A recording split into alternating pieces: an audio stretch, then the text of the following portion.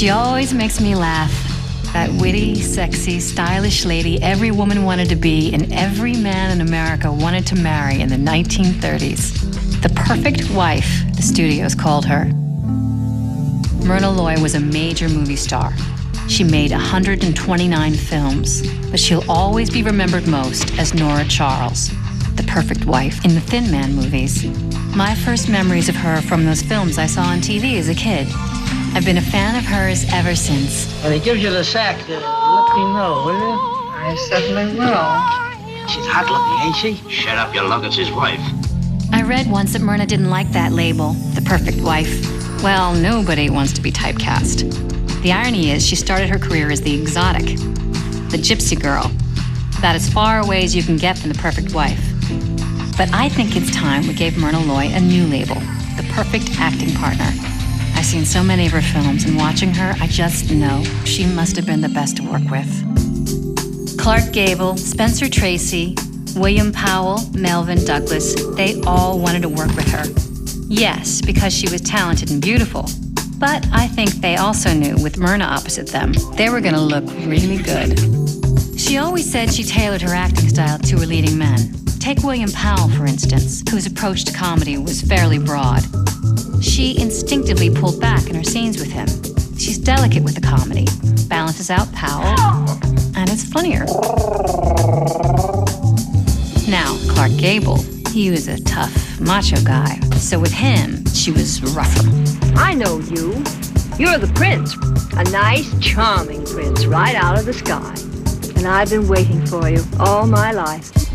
That's why no other man ever touched the tip of my finger. It amazes me that Myrna, who never went to acting school, knew exactly what to do and was so authentic. Look at her entrance in The Thin Man. Myrna's director was one-take Woody Van Dyke, and he tells her she has to do this big fall. Cameras roll, she rushes in, and bam! She's down, and you don't even see her trip herself. Women and children first, boys. Watch that again. It's beautiful, absolutely perfect, and so funny. You have to be gifted to do physical comedy that well, and in one take. Also, listen to how natural she sounds. She breaks up a sentence the way people do in real life. Now, this is the paper we're going to use in the hall. It's flowered, but I don't want the ceiling to match any of the colors of the flower. No.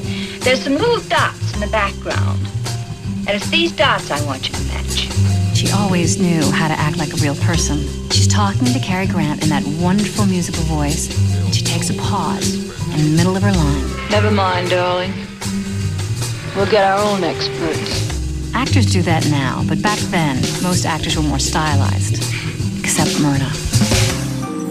With her authenticity came a great deal of subtlety. In the best years of our lives, there's this business where she brings her husband breakfast in bed. Maybe that's something she did for him all the time when they first married. But now he's back from the war. He's not the same husband. See? There, she hesitated. And there, she can barely look at him. In just a few seconds, she shows us how much life has changed for this woman. Those actions were not in the script, but she knew how to fill in the emotional blank spaces and make a simple scene touching. You know, in my research on Myrna Loy, I found out that she stopped making movies during World War II so she could work with the Red Cross. And later, she worked for the UN and on the Civil Rights Commission. Those generous, sensitive performances of hers couldn't have happened if she'd been a self-involved actor. She had an avid interest in world politics and human rights and felt personal responsibility as an American citizen. I admire her for that. When I look at all of Myrna's great performances, I am shocked that she was never nominated for an Oscar. She did get an honorary Academy Award in 1991 for career achievement. She was 86. I was just starting to make movies then, and watching her that night, I couldn't help wishing I would meet her someday. Something else I learned about Myrna, because you can't see it in black and white. She was a redhead, like me. And she was of Scottish-Welsh descent, like me.